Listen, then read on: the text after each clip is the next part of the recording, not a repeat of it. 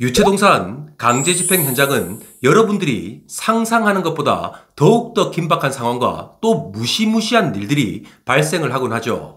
자, 얼마 전에는 빨간 딱지를 붙이는 강제집행 현장에서 채무자가 총을 발사하는 일까지 있었다는 것입니다.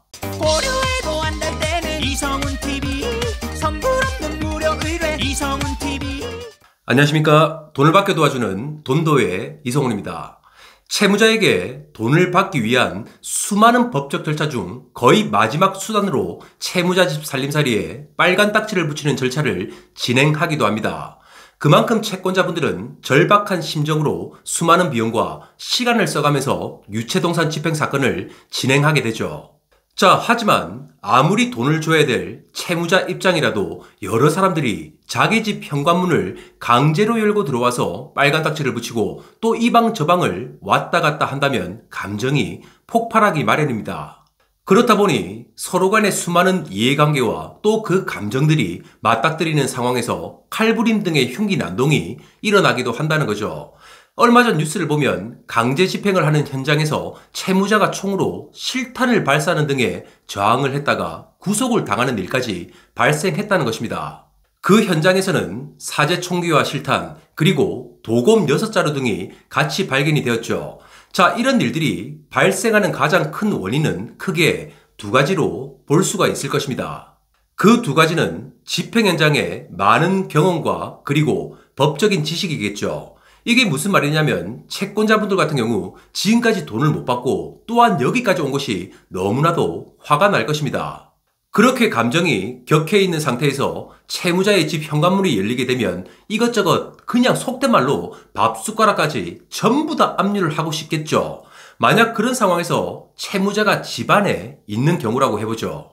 그런데 채무자가 아끼는 반려동물이나 또는 물건들이 있다고 할 때 채권자분이 집행관에게 전부 빨간 딱지를 붙여주세요라고 한다면 채무자는 극도로 흥분을 하게 되고 그 찰나 싸움으로 번지는 경우가 너무나도 많다는 것입니다. 그런 감정 싸움이 일어나는 것을 미연에 방지하고 또 적절하게 컨트롤할 수 있는 현장 경험이 분란을 잠재우면서 집행을 성공적으로 이끌어내기도 한다는 거죠. 자, 그리고 민사집행법에는 집안에 있는 동산 중에 압류를 하지 못하는 물건을 지정해두고 있다는 것입니다. 그럼에도 불구하고 채권자가 법적인 지식 없이 무작정 압류를 해달라고 우기고 또 때를 쓴다면 집행 현장의 모든 결정과 판단을 하는 집행관에게 미움을 사겠죠. 그렇게 된다면 집행 자체가 불능 처리될 수도 있다는 것입니다. 자, 그래서 오늘 채무자 거주지에 유체동산 집행을 할 때 압류, 즉 빨간 딱지를 붙일 수 없는 물건들에 대해서 바로 알아보겠습니다. 그럼 첫 번째로 민사집행법 188조를 보게 되면 집행 방법과 압류의 범위에 대해서 나오게 됩니다. 빨간 딱지, 즉 압류를 할 때는 청구하는 금액 이상의 물건에는 압류를 하지 못한다고 명시되어 있습니다. 쉽게 예를 들면 판결문 등에 있는 원금 및 지연이자 그리고 집행비용까지 전부 다 합쳐서 1,000만 원이라고 해보죠.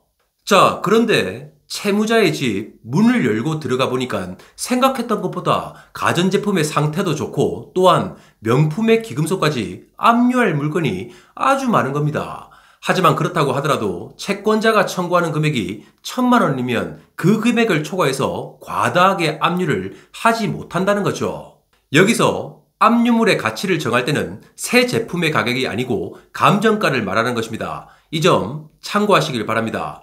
자, 두 번째는 압류물을 현금화하여도 집행비용 외에 남을 것이 없는 경우에는 집행을 하지 못한다고 법조항에 명시되어 있습니다.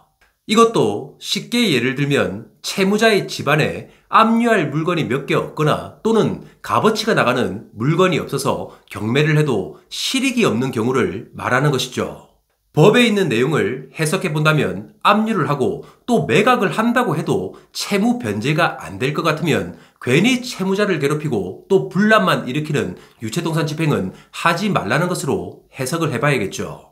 자, 이런 상황이 가장 많이 일어나는 집행 현장은 채무자가 원룸 등에 거주하는 경우일 것입니다. 원룸, 투룸 같은 경우 집안에 있는 TV, 세탁기, 에어컨 등을 집주인이 옵션으로 제공하는 경우가 많죠. 이 물건들은 집주인의 소유이기 때문에 채무자가 임대차 계약서를 제출해서 특약사항 등의 옵션 물건이라는 부분이 확인이 되면 압류가 되지 않습니다. 자, 여기서 실무적인 팁을 하나 드리겠습니다.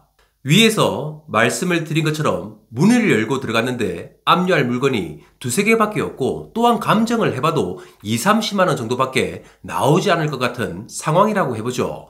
그런 경우는 민사집행법상 압류를 하지 못한다고 되어 있죠. 자, 하지만 채권자 입장에서는 집행신청 비용, 개문 비용, 입회인 비용, 그리고 일을 못한 기회 비용까지 다 합하면 수많은 비용이 들어간 상태일 것입니다. 그런데 문을 열고 들어갔다가 그냥 나온다? 정말 억울하기도 할 뿐더러 그렇게 되면 채권에서는 더욱더 힘들어지는 상황을 맞이할 것입니다. 그런 경우 집행 담당자에게 부탁을 하셔야 합니다. 그리고 제가 지금부터 알려드리는 대로 똑같이 말씀을 하셔야 집행이 가능할 것입니다. 자, 집행 담당자분에게 경매가 안 되는 줄 잘 알고 있습니다. 그런데 우선 채무자와 합의를 위한 목적으로 할 테니까 물건이 몇 가지 안 된다고 하더라도 압류 좀 부탁을 드리겠습니다. 만약 도저히 합의가 안 되면 그때 취하 신청서를 제출하겠습니다. 딱 이렇게라도 말해서 우선 압류를 해야 된다는 거죠. 자, 여기까지가 집행 방법과 압류의 범위였습니다. 그럼 이제 압류가 안 되는 물건은 어떤 것들이 있는지 한번 알아보겠습니다. 우선 법은 사회적인 통념상 압류가 안 되는 것들에 대해 민사집행법 195조와 민사집행법 246조를 통해서 지정해 두었습니다. 그럼 일단 집 현관 앞이나 마당 등에 있는 물건들부터 먼저 살펴볼까요? 첫 번째는 채무자가 농업에 종사하는 경우 농사를 짓는 데 사용되는 농기구, 그리고 농사에 필요한 비료와 사료, 또 종자 등은 압류가 되지 않습니다. 이 물건들은 농업 활동을 하기 위한 최소한의 물건들 때문이겠죠. 두 번째는 채무자가 어업에 종사하는 경우 없어서는 안 될 고기잡이 도구, 어망, 미끼, 새끼고기 등도 압류가 불가하죠. 이것 또한 최소한의 자기 일을 하면서 생계를 유지할 수 있도록 법에서는 보장을 해주는 것입니다. 자, 세 번째는 이제 도시와 시골에서 공통적으로 볼 수 있는 물건들 중에 압류가 안 되는 물건들을 살펴볼까요? 흔히 우리 주변에서 볼 수 있는 휠체어, 지팡이, 장애인용 소형 전기 자동차 등은 압류가 불가합니다. 위 물건 외에도 유모차와 보행기, 그리고 안경이나 보청기, 또 의수족 등의 신체 보조 기구는 압류가 되지 않겠죠. 이런 물건 같은 경우 몸이 불편하신 분들에게 꼭 필요한 물건이고 또 기초생활에도 필수적으로 필요한, 즉 인권과 관련된 물건들이기 때문에 압류가 불가한 거죠. 자, 그런데 간혹 집행 현장에서 이런 기초생활에 필요한 물건들에 대해서 압류를 해달라고 채권자분이 요구를 하는 상황에서 채무자는 급발진을 하고 칼부림 등의 사고가 일어나기도 한다는 겁니다. 어차피 민사집행법상 압류가 금지된 물건들이기 때문에 오늘 이 시간부터는 이런 물건들에 대해서는 집행을 해달라고 집행관에게 요청 자체를 하지 마시길 바랍니다.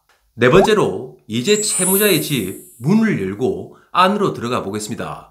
자, 그런데 간혹 채무자 집 문이 열리고 또 현관 앞에 들어서게 되면 꼭 흥분을 하는 채권자분들이 계십니다.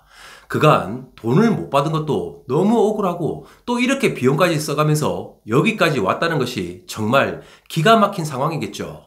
그렇다 보니 이게 마지막이라고 생각을 하고 문이 열리자마자 정말 밥숟가락 하나까지 전부 압류를 해달라고 집행관에게 요구를 하시는 분들이 아주 많다는 겁니다. 자, 하지만 채무자의 집안의 모든 물건들에 대해서 전부 압류를 할 수 있는 것은 아닙니다. 그럼 집안에서 압류가 안 되는 물건들은 뭐가 있을까요? 우선 현관 입구로 들어가면 제일 먼저 신발장이 보이겠죠. 그런데 채무자와 그 가족들이 신고 다니는 구두와 운동화 등 신발 같은 경우는 명품일지라도 압류가 안 됩니다. 자, 하지만 밀봉, 즉 포장이 완벽하게 되어서 상품의 상태로 보관이 되어 있으면 압류가 가능하다는 거죠. 그리고 집 안으로 들어가면 장롱 안에 채무자와 가족들이 입고 또 덮고 자는 옷이나 이불도 압류가 안 되는 물건들입니다. 그럼 이제 거실과 주방으로 나와 보겠습니다. 우선 크게 떡하니 보이는 냉장고는 바로 압류가 되겠죠. 하지만 냉장고 안에 있는 김치, 그리고 각종 야채와 음식 등의 식료품은 최근 배추값이나 각종 채소 가격이 많이 올랐다고 하더라도 압류가 불가합니다. 자, 그리고 주방에서 보이는 후레이팬, 냄비, 밥그릇 등 부엌 가구에 대해서도 압류가 안 되겠죠. 또한 욕실에 샴푸, 컨디셔너, 폼 클렌징 등 목욕 도구 및 생활 필수품 같은 경우도 압류가 되지 않습니다. 자, 이 정도까지가 민사집행법에 나와 있는 압류 금지 물품들입니다. 하지만 안타깝게도 실제 집행 현장에 가면 압류가 안 되는 물건이 조금 더 있다는 것이죠. 그럼 어떤 물건들이 있는지 한번 알아보겠습니다. 자, 가장 대표적인 것은 렌탈 제품들입니다. 렌탈 제품은 말 그대로 빌려서 사용하는 물건들이죠. 그럼 소유권은 렌탈 회사에 있는 것입니다. 채무자의 소유가 아닌 것이 확실한 물건들에 대해서는 당연히 빨간 딱지를 붙이지 못하겠죠. 예전만 해도 흔히 정수기, 비데, 안마의자 정도를 렌탈해서 사용하는 경우가 많았죠. 하지만 요즘은 다들 잘 아시다시피 렌탈 물품의 종류가 너무나도 많습니다. 그 물건들을 보면 스타일러, 세탁기, 건조기, 에어컨, 침대, 소파 등등 그냥 모든 가전제품을 렌탈해서 사용을 하는 분들도 있죠. 자, 그런데 집행 현장에서 렌탈 계약서 등이 확인되지 않는 이상 겉으로 봐서는 채무자의 물건인지 아니면 렌탈을 해서 사용을 하는 물건인지 잘 모를 것입니다. 이런 경우 우리 돈도 구독자분들의 추심 기술이 들어갈 차례입니다. 자, 예를 들어 집행 현장에 채무자가 있는 상황이라고 해보겠습니다. 그럼 대부분의 채무자들은 이건 내 물건이 아니다, 아는 사람이 사준 거다, 또는 이건 우리 와이프 거다, 이건 애들 거다, 또 이건 전부 렌탈이라고 하면서 압류를 하나도 하지 못하게끔 계속 방해하는 상황이 발생하기도 하죠. 만약 지금 현재 집행을 앞두신 채권자 분들이라면 지금부터 제가 하는 말을 잘 듣고 따라 하셔야 합니다. 자, 이런 상황이 되면 집행관은 채권자를 쳐다볼 것입니다. 그 눈빛이 뭐냐면 채무자가 렌탈이라고 하는데 그냥 압류 목록에서 제외하죠. 딱 이런 느낌인 것입니다. 집행관이 왜 그렇게 하는 걸까요? 자, 집행부서는 하루에 보통 20-30건의 사건을 빡빡한 일정에 따라 진행을 합니다. 그럼 한 타임에 길어야 1-20분 정도의 집행을 끝내고 후딱후딱 다음 장소로 이동을 해야 된다는 계산이 나오겠죠. 그런데 만약 분쟁과 싸움이 일어나면 경찰도 불러야 되고 그에 따라 집행시간은 한도 끝도 없이 길어질 것입니다. 자, 특히나 요즘은 집행으로 인한 채무자의 민원도 많아서 귀찮은 일들을 최대한 줄이려고 하죠. 그렇기 때문에 집행관은 최대한 분란을 만들지 않으려고 한다는 것입니다. 집행관의 입장에서는 압류를 굳이 많이 해야 될 이유가 없기 때문에 답답한 것은 채권자 본인밖에 없다는 거죠. 자, 어떻게 보면 집행 현장은 채권자분이 외롭게 투쟁하는 곳입니다. 그런데 압류 목록에서 빼자고 할 때 예, 알겠습니다 하면서 그냥 웃고 넘어가 버리면 어떻게 될까요? 당연히 집행이 끝나고 집에 가는 길에 땅을 치고 후회를 하게 된다는 겁니다. 자, 그렇다고 다시 들어가서 압류를 할 수도 없는 노릇 아니겠습니까? 그렇기 때문에 기회는 딱 한 번이라고 말씀을 드리고 싶습니다. 그런 상황에서 집행관에게 이렇게 얘기를 하십시오. 채무자가 지금 렌탈이나 다른 사람의 물건이라고 주장을 하는데 오늘 압류 절차를 우선 취하고 향후에 채무자가 렌탈 계약서나 구매 영수증 등을 법원에 제출을 하면 그 물건에 대해서는 압류에 대한 일부 취하 신청을 하겠습니다. 요렇게만 딱 말씀을 하시면 됩니다. 법이란 주장을 하는 사람이 그 주장에 대한 근거와 증거를 제출을 해야 하는 것입니다. 자, 그렇다면 현장에서 채무자가 아닌 다른 사람의 물건이라는 것이 그 증거로서 증명이 되지 않으면 당연히 압류가 가능하다는 것이죠. 돈을 받으러 갔으면 돈을 받을 수 있는 판을 만들어야 됩니다. 집행 현장은 실전이죠. 멀뚱멀뚱 뭘 할지 생각을 하는 것이 아닌 정말 능동적이고 또 적극적으로 자신의 돈과 거리를 찾기 위해서 움직여야 한다는 것입니다. 영상 초반부에 말씀을 드린 것처럼 채권자 여러분들이 채무자에 대한 마지막 법적 절차라고 굳게 마음을 먹고 유체동산 집행을 하는 게 아닌가요? 자, 그럼 배수의 진을 치고 또 사생결단의 마음으로 조금은 귀찮고 또한 격렬한 저항이나 그런 과정이 있다고 하더라도 절대 뒤로 물러서시면 안 됩니다. 혹시 그 과정에서 불미스러운 일이 일어날 것 같으면 경찰에 신고를 하시길 바랍니다. 민사집행법에는 집행 현장에서 경찰의 도움을 요청할 수 있다고 법적으로 되어 있습니다. 자, 하지만 너무 힘들고 어렵다고만 생각하지 마십시오. 여러분 옆에서 돈도가 가장 확실하게 돈을 받는 지름길을 계속해서 알려드리겠습니다. 그럼 다음 영상에서는 집안의 수많은 물건들 중에 집행이 가능한 물건에 대해서 알아보시죠. 자, 여러분들이 무엇을 생각하시든 그것보다 더 많은 물건에 빨간 딱지를 붙일 수 있기 때문에 희망을 가지셔도 됩니다. 오늘 방송도 도움이 되셨다면 구독과 좋아요를 부탁드리겠습니다. 이상 돈을 받게 도와주는 돈도의 이성훈이었습니다. 감사합니다.